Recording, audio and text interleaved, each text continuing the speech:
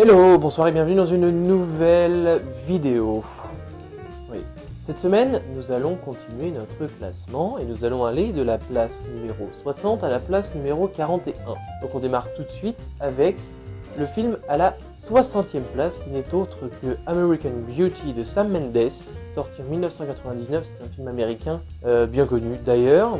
59e position, nous avons un monstre du monde du cinéma, c'est extrêmement connu, dont une réplique qui est cultissime. J'ai nommé E.T. l'extraterrestre de Steven Spielberg, sorti en 1982 et c'est bien sûr un film américain.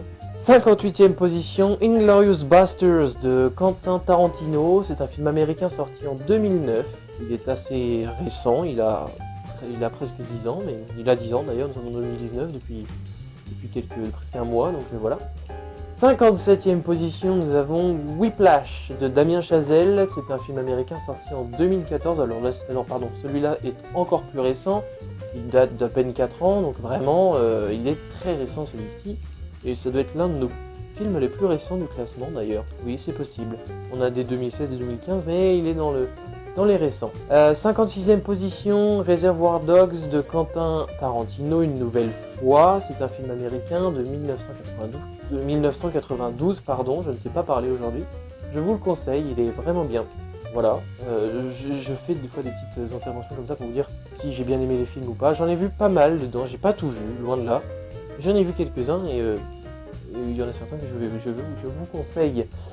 Je vous les conseille tous en général, si vous avez du temps à perdre et 100 films à voir, vraiment, enfin s'ils sont dans ce classement, c'est qu'ils sont bons, hein, on est d'accord là-dessus. Ensuite, nous avons à la 55e place, Le Labyrinthe de Pan de Guillermo del Toro. C'est un film espagnol et mexicain sorti en 2006.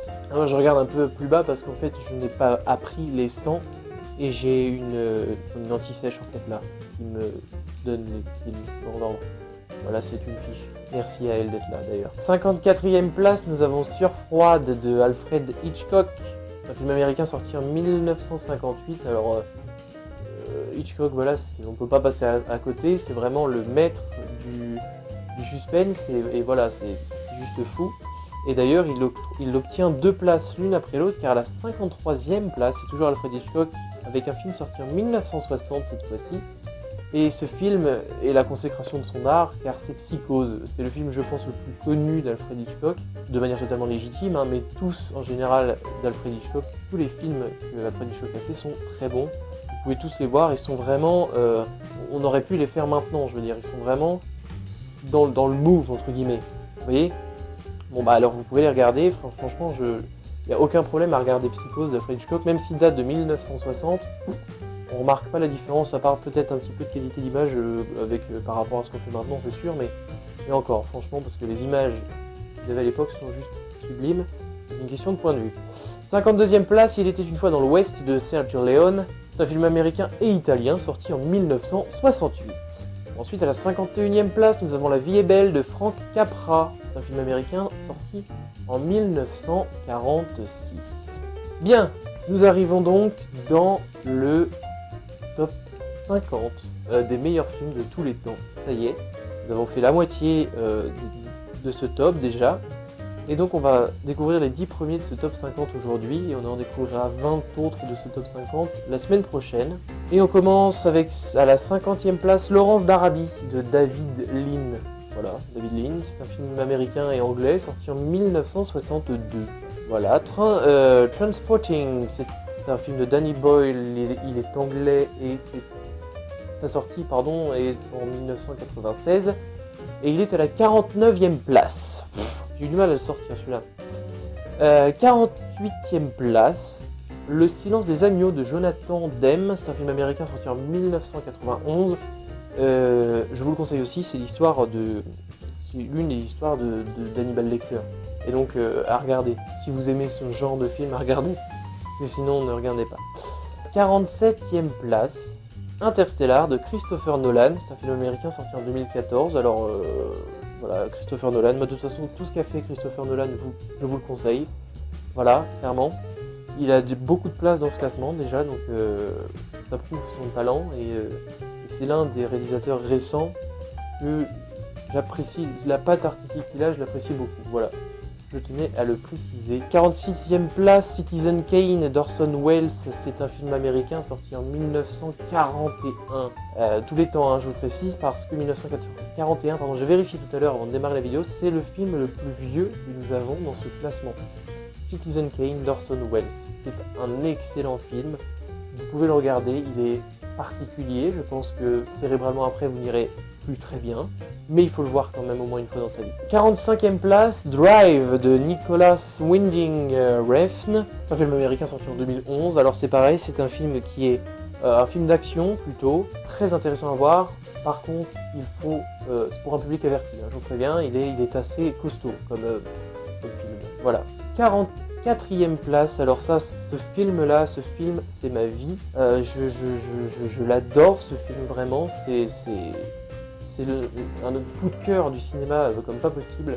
Gladiator de Ridley Scott, c'est un film anglais américain sorti en 2000, l'année de ma naissance déjà en plus, et vraiment Gladiator c'est ma vie, je pourrais le regarder 10 fois de suite en adorant ça. C'est ma mère qui m'a fait découvrir ce film. Et depuis, j'adore ce film, vraiment. 43e place, je sais pas si ça se dit, non c'est pas grave. Vol au-dessus d'un nid de coucou de Milos Forman. C'est un film américain sorti en 1975. Je vais être franc avec vous, je ne l'ai pas vu, donc je ne l'ai pas vu. Je pense qu'il y en a beaucoup qui vont découvrir ce film, ils vont faire c'est quoi ça je suis d'accord avec vous, je ne le connais pas, voilà, donc je ne vais rien dire sur ce film, mais il est sûrement bien s'il est à la 43e place des 500 meilleurs films de tous les temps, hein, en même temps j'espère. 42e place, There Will Be Blood. Blood, vous connaissez mon accent anglais. De Paul Thomas Anderson, c'est un film américain sorti en 2007. Voilà, et enfin, à la 41e place de cette partie donc, du classement, c'est le dernier film de cette partie du classement, ça n'est autre que Eternal Sunshine of the Spotless Mind de Michel Gondry. C'est un film américain sorti en 2004. Voilà, donc nous avons bien avancé, nous avons fait 20 films de nouveau dans ce top 100 et nous sommes arrivés en dessous du top 50 et c'est très bien. Par contre le dernier je ne le connais pas non plus, je ne l'ai jamais vu non plus donc je ne peux rien vous en dire de plus. Voilà, renseignez-vous peut-être sur ce film qui n'est autre que, parce que le nom est très long et en anglais donc très dur à lire pour moi, Eternal Sunshine of the Spotless Mind.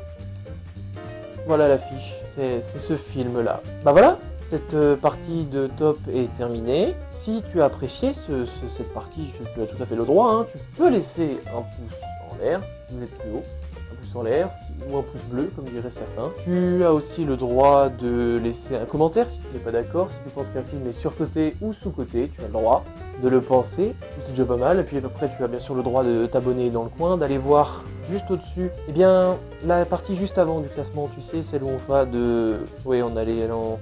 Ouais, de 80 à 60, justement, de 80 à 61, justement, c'est ce que j'ai dit. Donc tu peux aller voir ça.